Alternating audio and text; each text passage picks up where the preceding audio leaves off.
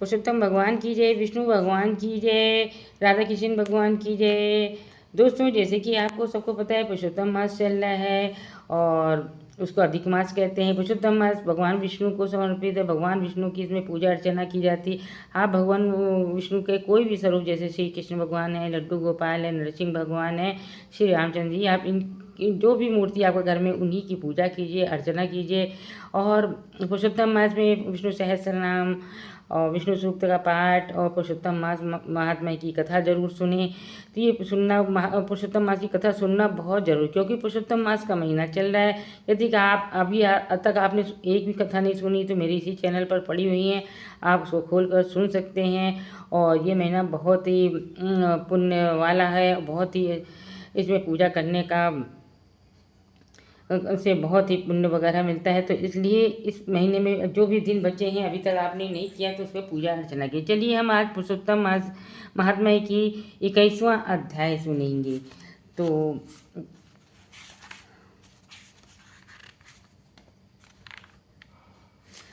बोलिए पुरुषोत्तम भगवान की जय, विष्णु भगवान की जय। पुरुषोत्तम मास का 21वां अध्याय, पुरुषोत्तम मास की पूजन विधि। आज इसमें पूजन विधि के बारे में बताया जा रहा है। वाल्मीकि बोले, पुरुषोत्तम की प्रतिमा को शुद्ध करके प्राण प्रतिष्ठा करें। मूर्ति के दोनों गालों को दाहिनी हाथ से स्पर्श कर उसमें हरि भगवान का प्राण प्रतिष्ठा करें। इस प्रकार प्रतिमा में देवत्व आने के लिए स्वाहा करें। इस प्रकार यजुर्वेद पढ़ें। वेद संबंधी मूल मंत्र अंग मंत्रों से सब जगह प्रतिमाओं में प्राण प्रतिष्ठा करें। नाम मंत्रों से चतुर्थी विभक्ति अंत में लगाकर प्राण प्रतिष्ठा करें। 3 देवों का स्मरण करते स्वाहा अंत में लगाकर प्राण प्रतिष्ठा करें। इस प्रकार इन प्राणों की प्रतिमा में रखकर श्री पुरुषोत्तम का ध्यान करें। श्री वत्स से चिन्हित हृदय वाले शांत नीले कमल दल के समान कांति वाले, तीनों काल सेवा में मनोहर आकृति वाले ऐसे राधिका सहित पुरुषोत्तम का ध्यान करें।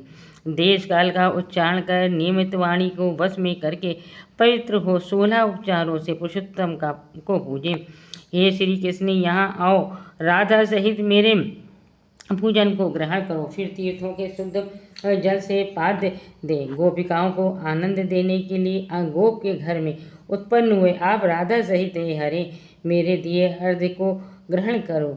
ऐसा कह अर्घ्य दे। हे ऋषिकेश, हे पुराण पुरुषोत्तम, गंगा से लाए हुए तथा कलश में रखे हुए गंगा जल का आचमन करो। ऐसा कर आचमन दे। हे हरे, मेरे लाए पंचामृत से राधा सहित जगत के नियंत्रण हरि मेरे कार्य सिद्ध करें। हे राधिका नंदन दायक, गौ का दूध, घी, मधु, शक्कर इनसे युक्त पंचामृत ग्रहण करें।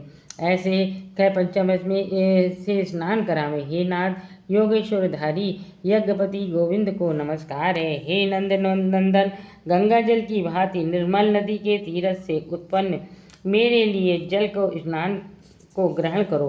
पुनः स्नान करावें, फिर आचमन दे। हे देव, सब कामनों की शुद्धि के लिए मेरे निवेदन किए 2 पीताम्बर ग्रहण करो।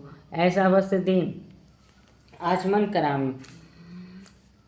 सुगंध से पूरित चंदन को विलेपन की प्रीति से ग्रहण करो। ऐसा कह चंदन लगावें तथा अक्षत दें और माल आदि अर्पण करें और सुगंधित फूल धूप देवें। हे परधाम, तुम सब देवताओं का ज्योति स्वरूप हो। हे परधाम, तुम सब देवताओं को ज्योति स्वरूप हो। तेजस्वियों को उत्तम तेज हो, स्वयं प्रकाशमान अपरमार ये दीपक ग्रहण करो। ऐसा कहकर दीप जलावें। हे देव, नैवेद्य ग्रहण करो और मेरी अचल भक्ति पर मुझे इच्छित वर दीजिए तथा अगले लोक में उत्कृष्ट गति दो।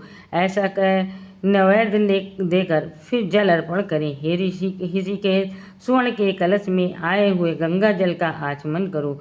ऐसे आचमन दे। हे देव, ये फल मैंने तुम्हारे आगे रखे हैं, मुझे जन्म जन्म में श्रेष्ठ फल मिले। फिर सुगंधित तांबूल अर्पण करें। अपनी सामर्थ्य के अनुसार दक्षिणा देवें और निराजन करें।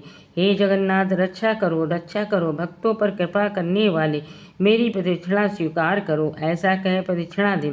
हे नाथ, यज्ञों के पति गोविंद को नमस्कार करता हूँ। ऐसा कहकर मंत्र पुष्प दें।